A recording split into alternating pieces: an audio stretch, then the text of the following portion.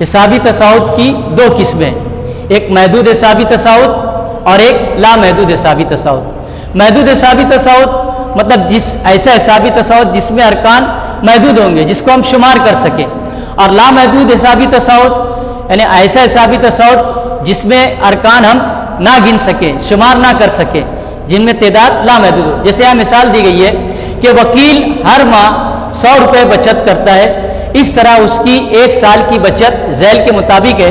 तो यहाँ पहले महीना उसने 100 रुपये बचत की, दूसरा महीना 200 हो गया, तीसरा महीना 300, इसी तरह 12वें महीने में उसकी बचत कितनी होगी? 1200। तो ये महदूद।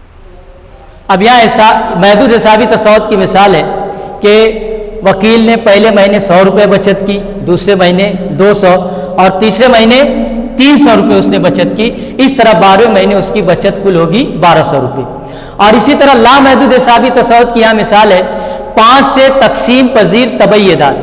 अब 5 से तकसीम पजीर तबई एदाद मतलब 5 के पाड़े में जो एदाद आते हैं, जैसे 5, 10, 15। अब ये ला महदूद है, जहाँ तक 5 का पाड़ा जाएगा वो तमाम के तमाम एदाद जो है उस हिसाबी तसाउत में शामिल रहेंगे। तो इस तरह से ये ला महदूद हिसाबी तसाउत की मिसाल है। अब आइए हम हमारी पहली मश्की सेट 3.1 शुरू करते हैं। दर्ज झैल में कौन सा तवातुर हिसाबी तसाउत है? अगर हिसाबी तसाउत हो तो मुश्तरक फ़र्क डी मालूम कीजिए।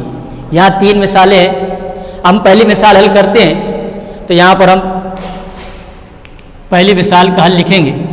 तवातुर दिया हुआ है 2, 4, 6, 8 डैश डैश। अब ये तवातुर हिसाबी तसाउत है या नहीं, ये हमें मालूम करना है।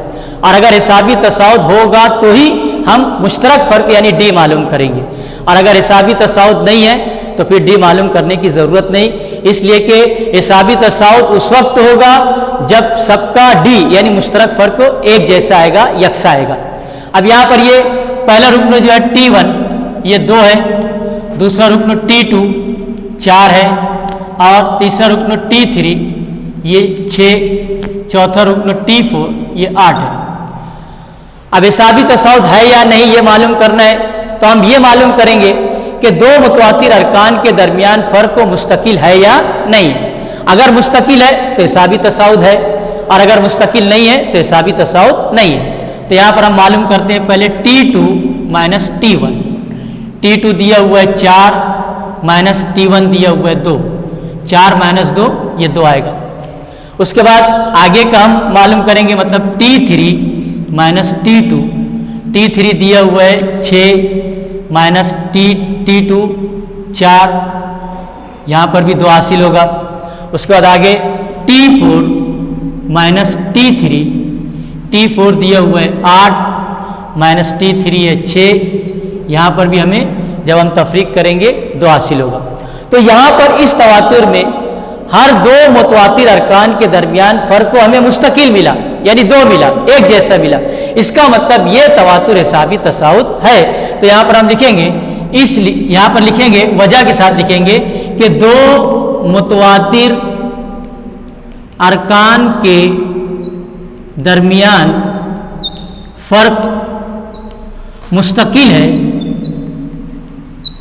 इसलिए दिया हुआ तवातुर हिसाबी तसाउत है। अब सवाल में यह पूछा गया है कि अगर ये हिसाबी तसाउत है तो मुश्तरक फ़र्क यानी डी मालूम करना है। तो मुश्तरक फ़र्क यानी 2 अरकान के दरमियान फ़र्क, जिसको कॉमन डिफरेंस, और उसको डी से जाहिर किया जाता है। तो यहाँ 2 मुतवातिर अरकान के दरमियान फ़र्क कितना आया? 2 आया। इसका मतलब यह कि इसका मुश्तरक फ़र्क 2 होगा। तो हम यहाँ पर लिख लेंगे, इसलिए मुश्तरक फ़र्क डी डेट इज इक्वल टू 2। ये पहले सवाल का जवाब हो गया। इसी तरह हम दूसरी मिसाल हल करेंगे। अब ये दूसरी मिसाल लेते हैं हम 2 5/2 3 7/3।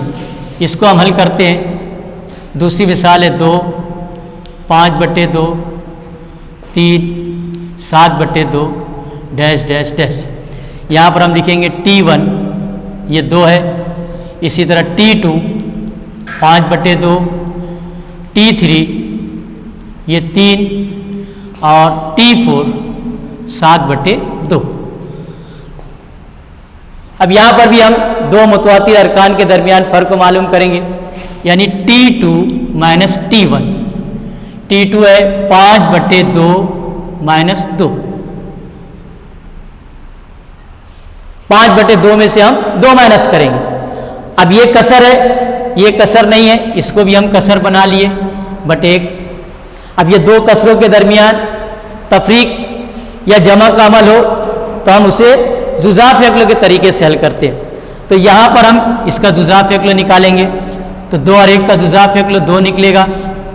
तो यहाँ 1 से ज़रब देंगे तो 2 1 2 आएगा, और 1 को 2 से ज़रब दिए तो ये 2 1 2। अब ये दोनों की ज़रब 5 1 5 माइनस 2 2 4। तो 5 में से 4 माइनस किए 1/2। ये आपको मालूम है कि कसरों को किस तरह से हल किया जाता है। या आप अगर थोड़ा सा भी गौर करें, यहाँ पर देखो T2 हमारा 5 है और T1 हमारा 5/2 है और T1 हमारा 2 है। 5/2 का मतलब होता है 2.5। अब 2.5 में से अगर हम 2 निकालेंगे तो आधा बचेगा, और आधा मतलब 1/2।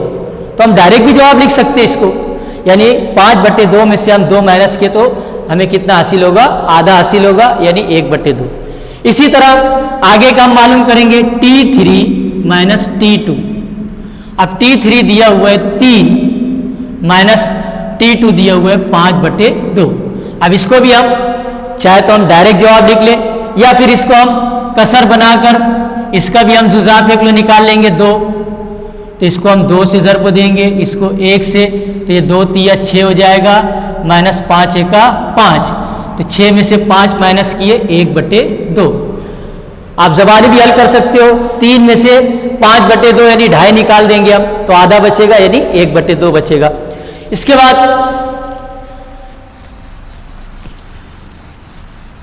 आगे का फ़र्क हम मालूम करेंगे। आगे का फ़र्क मतलब T4 माइनस T3। T4 ये दिया हुआ है 7/2 माइनस T3 ये दिया हुआ है 3। अब इसको हम हल कर लेंगे, इसको भी हम /1 कर लिए, इसका जुज़ा फ़ेक़्ल 2 निकलेगा, इसको 1 से ज़रब देंगे, इसको 2 से, तो ये 7 1 7 3 2 6। तो 7 में से 6 माइनस किए 1 बचेगा /2। अब यहाँ पर भी आप गौर करो, हर दो मुतवातिर अरकान के दरमियान फ़र्क एक जैसा आ रहा है। पहला हम T2 माइनस T1 मालूम किए तो 1/2 आया, T3 माइनस T2 मालूम किए तो यहाँ भी 1/2 हासिल हुआ। उसके बाद T4 माइनस T3 मालूम किए, यहाँ भी 1/2 हासिल हुआ। मतलब यहाँ पर इस मिसाल में यानी इस तवातुर में भी दो मुतवातिर अरकान के दरमियान फ़र्क मुस्तकिल है, इसका मतलब ये भी हिसाबी तसाउद है। तो यहाँ पर जैसे इससे पहले हम जवाब लिखे थे कि दो मुतवातिर अरकान के दरमियान फ़र्क मुस्तकिल है, इसलिए दिया हुआ तवातुर हिसाबी तसाउद है। और मुश्तरक फ़र्क यानी D, तो यहाँ मुश्तरक फ़र्क कितना आया 1/2। तो सिर्फ यहाँ पर हमें ये मुश्तरक फ़र्क लिख देना है 1/2। इस तरह से दूसरी मिसाल हो गई। अब आप तीसरी मिसाल ये आप कर सकते हो। यहाँ पर भी ये T1 है, T2 है, T3 है, T4 है। आप इसको घर पर ट्राई करो, इसी तरह से लिखो, दो अरकान के दरमियान फ़र्क को मालूम करो और देखो कि हर दो मुतवातिर अरकान के दरमियान फ़र्क एक जैसा है या अलग अलग है। अगर एक जैसा आता है तो इस तरह से आप जवाब लिख दो, और अगर अलग अलग आता है तो आप लिख दो कि दो मुतवातिर अरकान के दरमियान फ़र्क मुस्तकिल नहीं है, इसलिए दिया हुआ तवातुर हिसाबी तसाउद नहीं है।